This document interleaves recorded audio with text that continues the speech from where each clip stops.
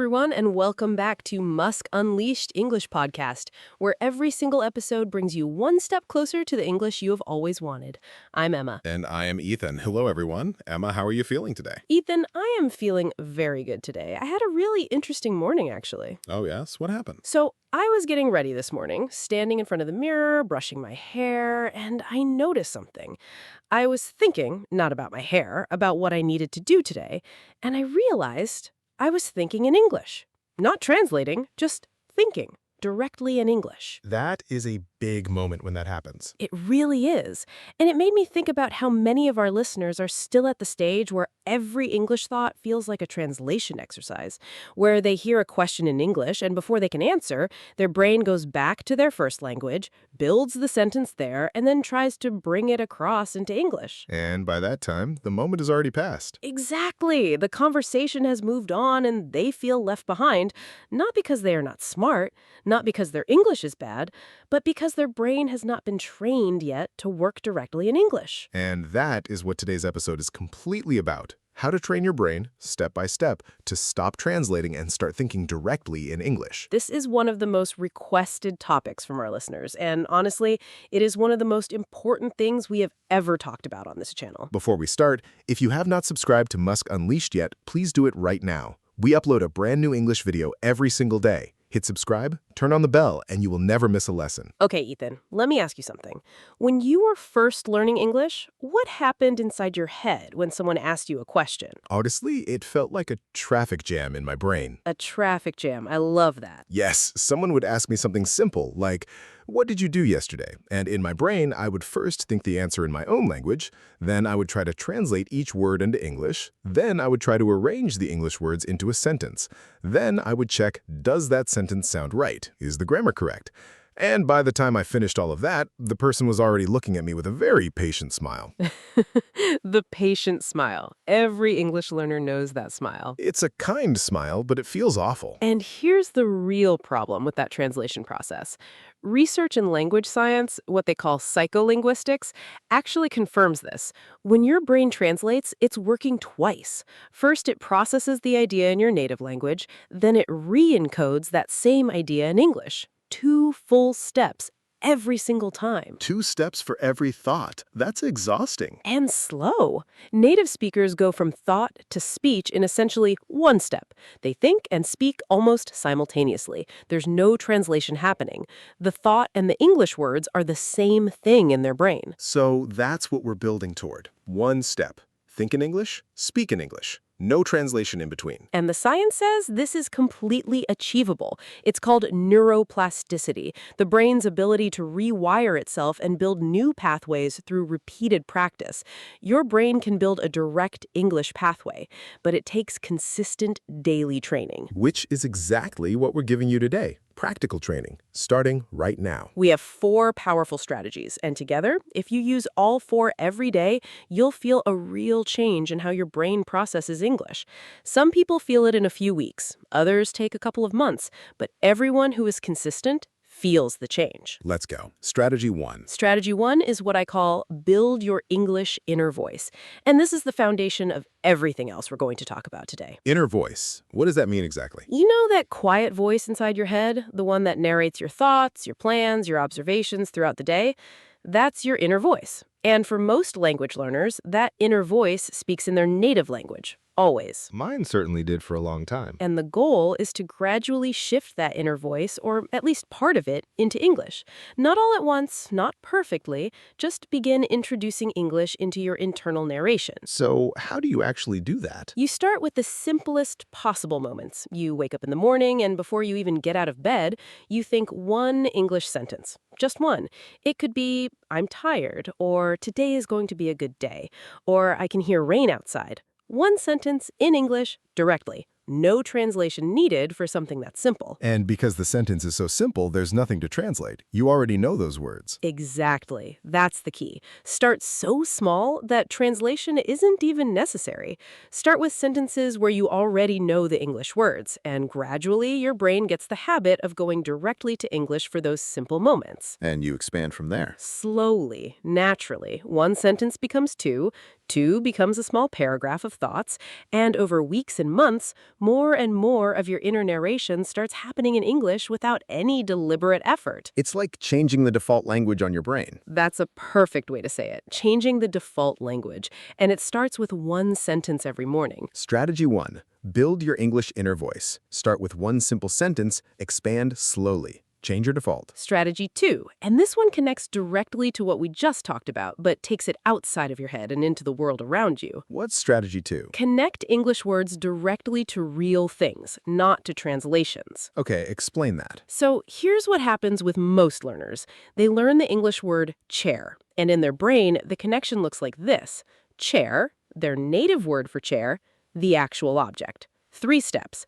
English word to native word to real thing. So the English word is connected to the native word, not directly to the object. Exactly. And that's why translation happens, because your brain has to go through the native language to get to the meaning. But what we want to build is a direct connection. Chair, the actual object. English word to real thing. No native language in the middle. And how do you build that direct connection? You practice looking at real things and thinking their English name directly, without going through your native language at all. You're in your kitchen, you look at the cup, and you think, cup. Not your native word for cup.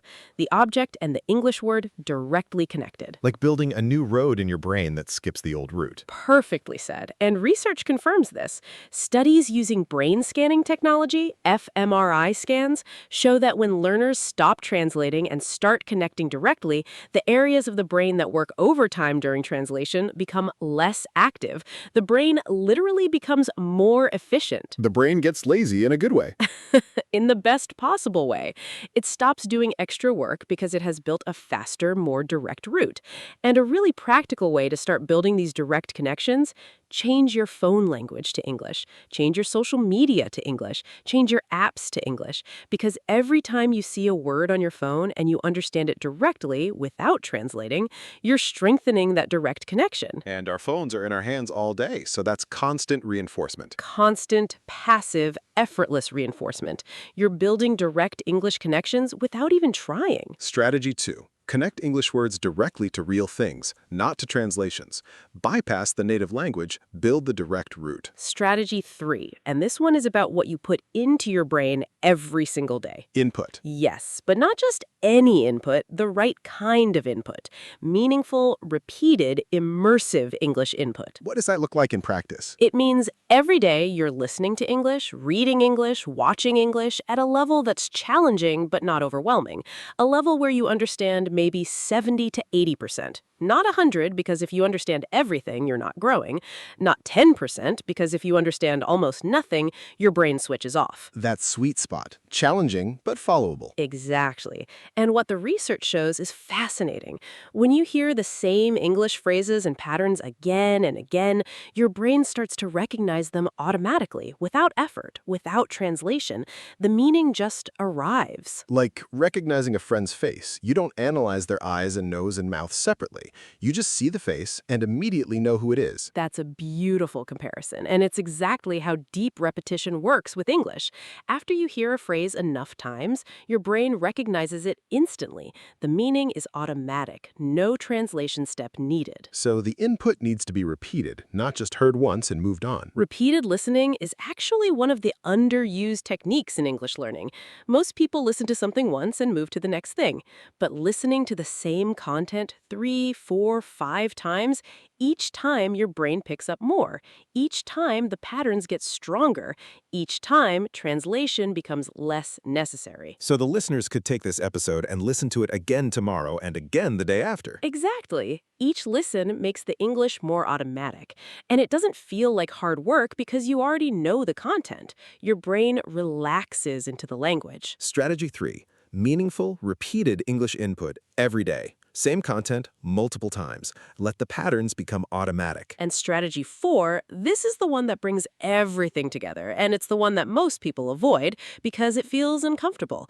But it's the most important. What is it? Output without planning. Speaking in English without preparing, without translating, without checking, just opening your mouth and letting English come out, even imperfectly, even with mistakes. That sounds terrifying to a lot of people. It does, because most learners are waiting until their English is perfect before they will speak it freely.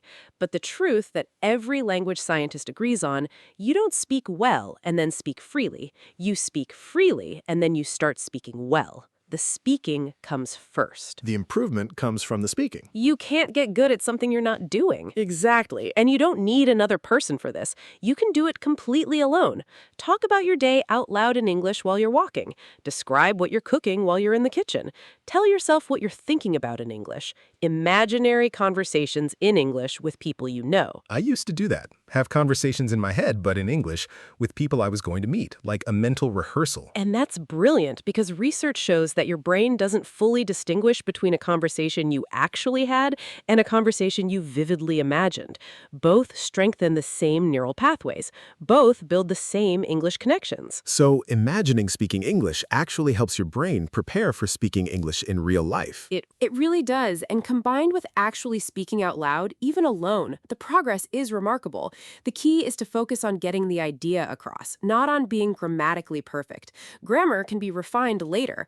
The habit of thinking and expressing directly in English, that has to be built first. Comfortable first, correct later. Write that down, everyone. Comfortable first, correct later. That is the sequence that actually works. Strategy 4, output without planning. Speak English freely, imperfectly, daily.